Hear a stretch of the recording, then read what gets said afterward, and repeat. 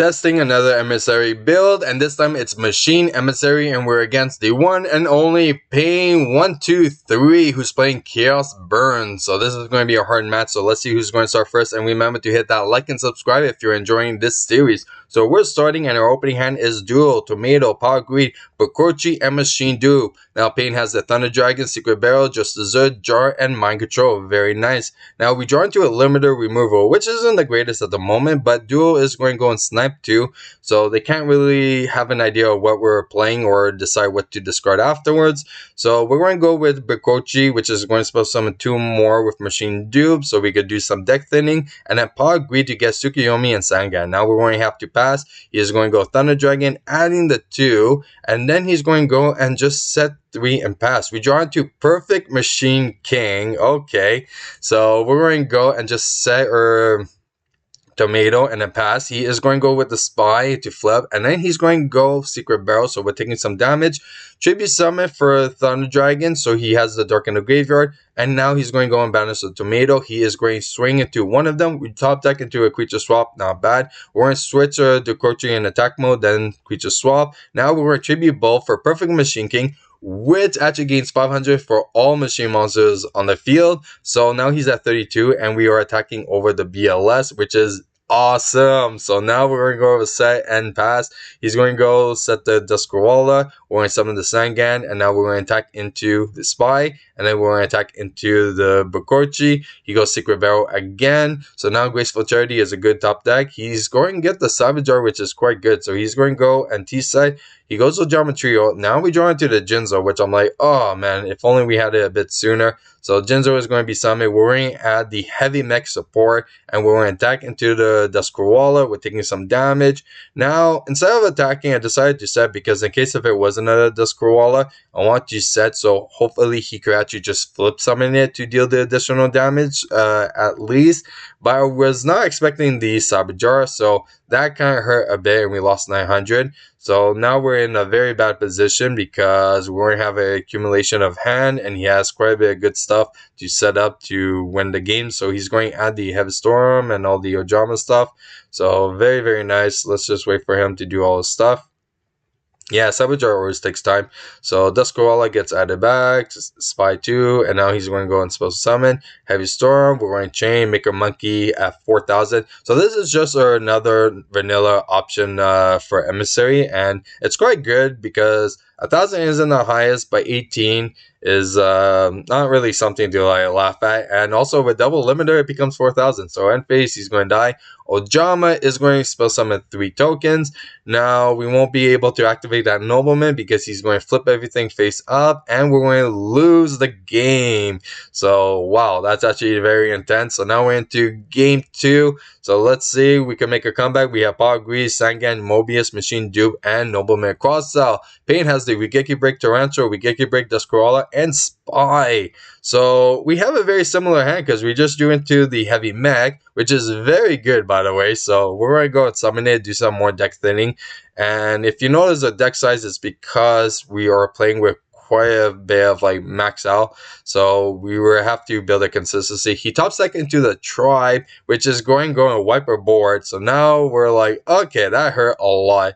So we're only played to do. We draw into a premature, not bad. We're going to set the monkey and pass. He's going to go Wigeki Break. We're like, okay, attack again for 16. It's not looking too good. We draw into Tomato, which is alright, because we could do premature and then tribute for Mobius, attack over, and then we have the Nobleman crossout to get rid of the Duskarwala. So banishing 3, that's a lot. He's going to set the Spy and the Ceasefire.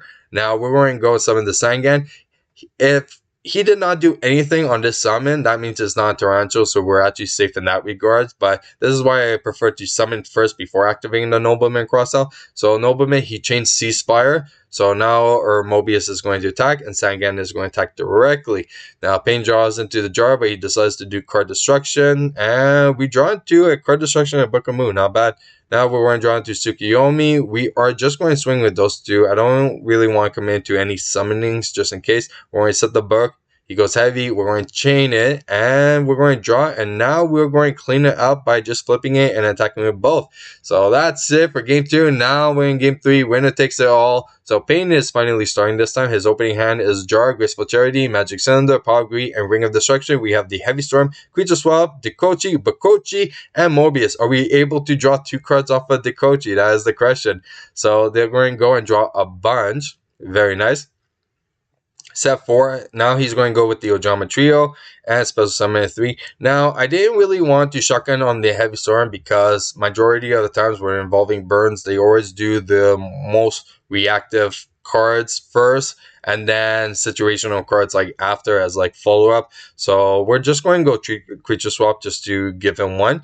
And we have a few options. We could have actually Mobius at the moment, but I didn't really want to. I wanted to savor in case for follow-up play. So yeah, we're just going to let him go off a bit, and then Thunder Dragon is a good top deck. So sadly, he is going to go card destruction, so that is going to ruin our hand a bit. So there we go, and we draw pretty decent, more Dekochis, that's not so bad. So we're going to draw into card destruction. Now he does do the Desert Sunlight, which is going to go and destroy everything, but we are going to chain to the Cyber Jar, and we're going to go and pop the Ring of Destruction, which is actually a very good sniper on our hand. So now we're seeing what is going to be banished. We have our emissaries, very nice. So we are going to go and special summon all of them.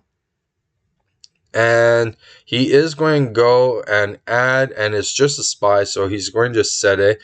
And I feel pretty confident right now that we could like clear up a bit because we have a Duel, and then we have card destruction and premature, so we could actually get a few things back. And we have a lot of good stuff still in the deck. So we're going to set the premature, then card destruction. So we're going to go and draw into a Nobleman, Limiter, and Graceful. Wow. Okay, so we're going to go Graceful, get the Book of Moon, the Mobius, and Machine Dupe, and we are set. We're going to go and discard the Book of Moon and Limiter, Machine Dupe on the Heavy Mech, Special Summoning 2. Okay, now we're going to go and Tribute Summon first, okay? And now we're going to go and equip, which actually we should have equipped first in case if it was a Tarantula. So yeah, that was a misplay. So now Nobleman, but we're testing the deck, seeing how it goes. And then finally, we're going to go premature to special summon the Mobius, and we are going to attack with everything for game. So really like this deck. Yeah, like our main vanilla, why it was all focused was actually to do like the Dekochi and Bakochi like plays. So Emissary could add it. We have machine duplications. We have other targets as well. But this is why we're actually like playing way more than like 40 cards. We're playing 49 because we have a lot of like max out of cards, and also if we're playing with 5 vanillas, this is a bit of an issue. So for consistency, we had to increase the card ratio. And one thing that I do like about this deck, like one thing is I love Perfect Machine King. That is like one of my favorite cards. So I always thought it was cool as a kid because it reminded me of like Transformer or like a Gundam. So really love it. Happy that I could like put it into the deck. Is it really necessary? Not really, but I do really enjoy it. So one thing I do want to point out that I think is really cool is definitely the spell shields. So if you're not familiar, it's the counter trap that if a spell card targets one of your monsters, you could just negate and destroy it. Or it has the other option, if a spell card is activated, discard a spell card to negate and destroy that spell, which is quite good since we have quite a bit of spell cards in our deck. So it usually always make them like pretty live. So I do like the max out on even everything. The Tsukiyomis, the tomatoes are good too. So it's like you could get the Dekochi, you could get the Bakochi, you could get the Heavy Mech as well. So there's like a lot of good options as well. Even a Sangan if you want to add Tsukiyomi for follow-up. There's a lot of cool plays that you could definitely do. It's definitely a very gimmick deck, but so far I've been having a lot of fun with it. So if you guys have any suggestions on how we could make this deck even better, definitely comment it down. If you guys enjoyed today's match, you know what to do. Hit that like and subscribe. I'm Vaughn, and this was the Gear Channel.